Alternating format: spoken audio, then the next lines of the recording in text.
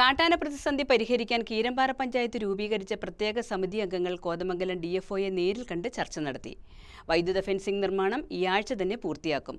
കാട്ടാനകളെ പൂർണ്ണമായും പുഴ കടത്തി വിടാനുള്ള പ്രത്യേക ഡ്രൈവ് ഞായറാഴ്ച നടത്തുമെന്നും യോഗത്തിൽ തീരുമാനമായി. കീരമ്പാറ പഞ്ചായത്തിന്റെ ആഭിമുഖ്യത്തിൽ കഴിഞ്ഞ ദിവസം വിളിച്ചു ചേർത്ത സർവകക്ഷി യോഗ തീരുമാനപ്രകാരം തിരഞ്ഞെടുക്കപ്പെട്ട കമ്മിറ്റി അംഗങ്ങൾ കോതമംഗലം DFO സൂരജ്വൻ IFSുമായി കൂടിക്കാഴ്ച നടത്തി.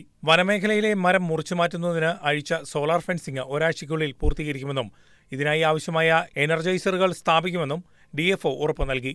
കൂടാതെ ഉൾവഴികളിൽ വഴിവിളക്കുകൾ സ്ഥാപിക്കുന്നതിനുള്ള അനുമതി, വളരെ പ്രശ്നക്കാരനായ കാട്ടാനയെ ആവശ്യം വന്നാൽ പിടിച്ച് ഇവിടെ നിന്നും നീക്കം ചെയ്യുന്നതടക്കമുള്ള നടപടികൾ സ്വീകരിക്കുമെന്നും DFO അറിയിച്ചു.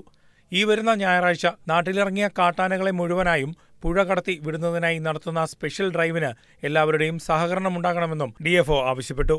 Panchayat president Reena Joshi, vice president Binoy C Pullan, panchayat member Ayyappan MC, Congress മണ്ഡലം പ്രസിഡന്റ് രാജു എബ്രഹാം, കേരള കോൺഗ്രസ് മണ്ഡലം പ്രസിഡന്റ് ജോജി സ്കറിയ, RSP മണ്ഡലം president PD Eldhose, youth Congress മണ്ഡലം president Joseph Ranjith, VSS president Elias Paul, range officer Sanjeev Kumar എന്നിവർ സംബന്ധിച്ചു.